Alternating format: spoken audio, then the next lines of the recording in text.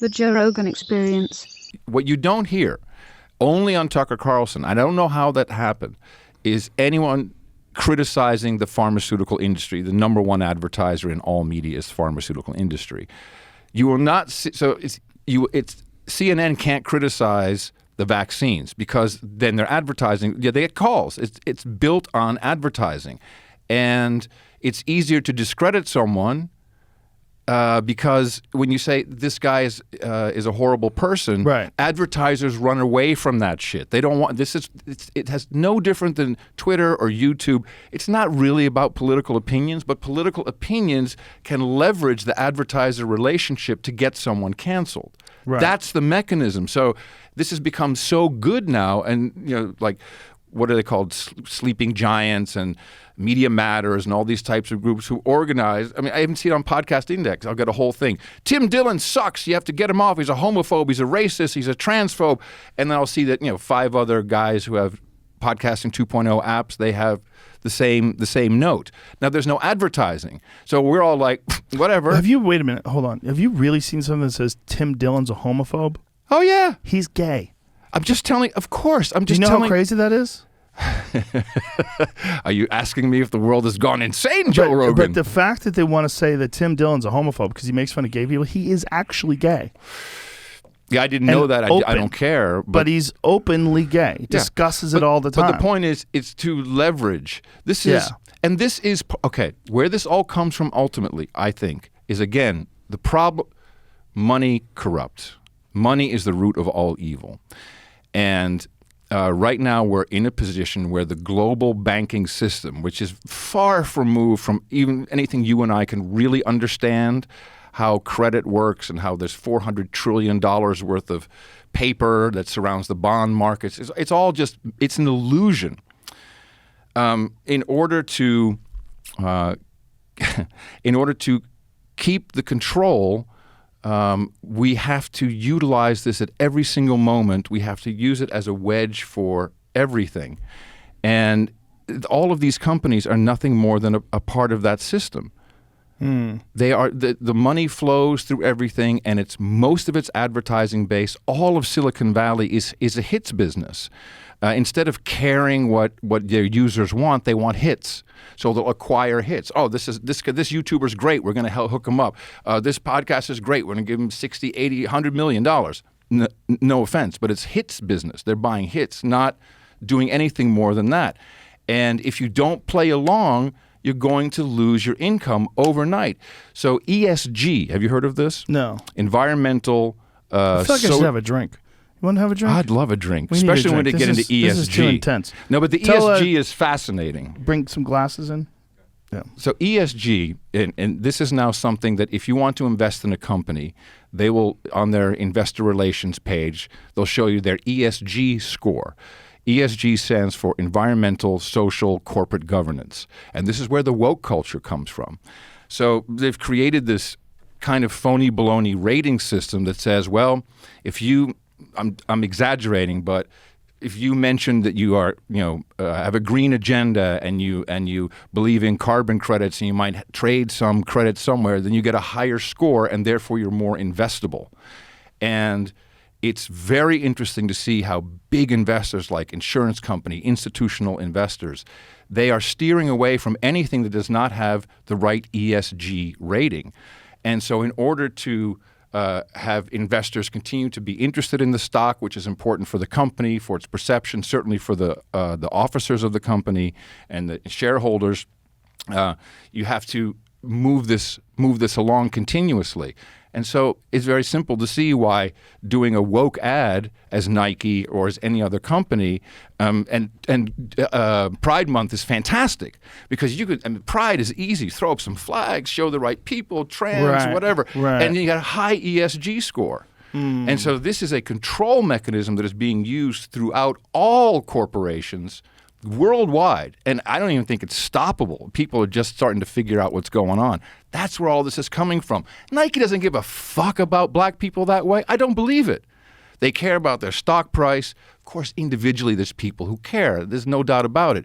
But it's driven by ESG. It is and so it kind of started with the DEI, the diversity, equity, inclusion. That has now moved over to, and you can look it up, SASB, the SASB. That's the Board of Standards and Statistics for Corporations, and they have this formula how you measure your ESG score and if you're really investable.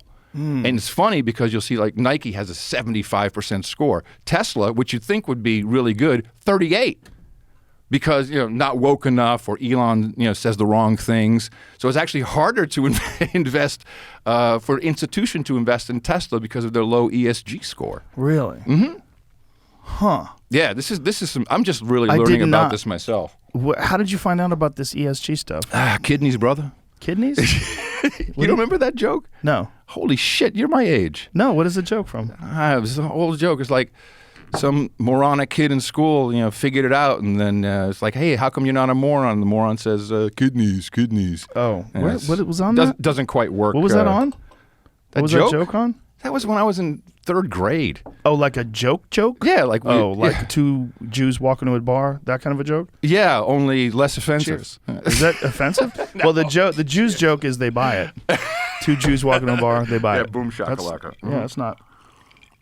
So this ESG stuff is really being utilized to control society in general. And Twitter has to adhere to the same thing. And they're using it as a method to maximize profits because people will support companies that are woke because it aligns with their own personal values. So the companies espouse I wouldn't say profits. I would say shareholder value. Okay. That's a little different than profit.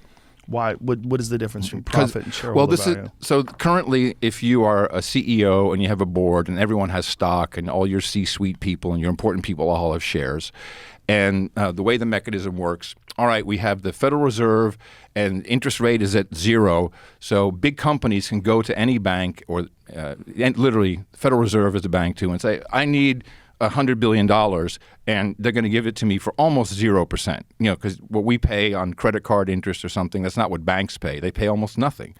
So they get that free money, and then they buy back their stock. Buying back their stock makes the price rise. Everybody who has stock wins. That has been going on for a long time. That's the number one way of getting really rich in a public company. Apple, this was the thing when Trump had his repatriation of the money and also the corporate tax cut. The main thing that was a problem, and I'm not sure how they dealt with it, was, well, you're getting all this, you're bringing this money into the country, or you're getting a tax break. We don't want you just using it to buy your own shares.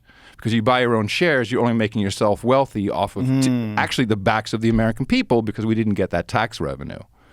And that's the system how it's worked, and now they're just expanding it into this mythical ESG, and it's based on how green you are, net zero aspirations, reports, wokeness, social justice. And it's also because it's connected to the idea of being a better person. It's so easy to support. Gotta love it, brother. Look at the ads. And it's one of the rare times where a corporation will get support from the general public for sticking with this. Because we're good people, and we all believe we're good people. I love it. I want my LGBTQIA+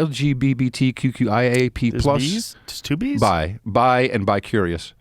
That's in there too? Bi-curious? In my version, there is. Is H in there yet? Just overall horny? Can't people just? Isn't that pansexual? Are they in there? I love. I find it so insulting that it's called the LGBTQ community. It's not a fucking community. It's just as insulting as the black and brown community. Oh, what fucking zip code do I go to meet some black and brown community people? It's really, that to me is offensive. I hate that. But anyway, so it's so good to have that group. And by the way, the L's don't like the G's. The G's have problem with the T's. I mean, all this, that's a great Chappelle bit, actually. Right. Yeah, the alphabet people. Yeah. He's spot on with that. Spot on. It's not a community. But anyway, it's being abused, just as Black Lives Matter Inc., not Black Lives Matter, the feeling as good people, because we're good people. We don't want racism. We don't want people hurt. We don't want people discriminated against. But we're being used like pawns and saying, oh, well, then do this and go here and say yes to this. And then before you know it, you're kind of stuck in the system where you're afraid to say, that's not okay. And for me, it's as simple as saying, I do not believe in an LGBT community. I believe in people, and they do their own thing, and they love who they love and do what they want, and that's one thing. It's not a fucking community that you can put together and say, this is what we're doing for them. Right, right. And I think trans women are the most abused by corporations now. They're using them everywhere in every ad, and just to push and push and push. Well, it's just because it's in vogue, right? So this is something that In they Vogue latch onto. In Vogue or ESG. Yeah, they latch onto but Of course. What does it stand for again? Environmental, social, corporate goals. Governance, I'm sorry. Governance. Environmental, social, corporate governance. Catch new episodes of the Joe Rogan Experience for free only on Spotify. Watch back catalog JRE videos on Spotify, including clips.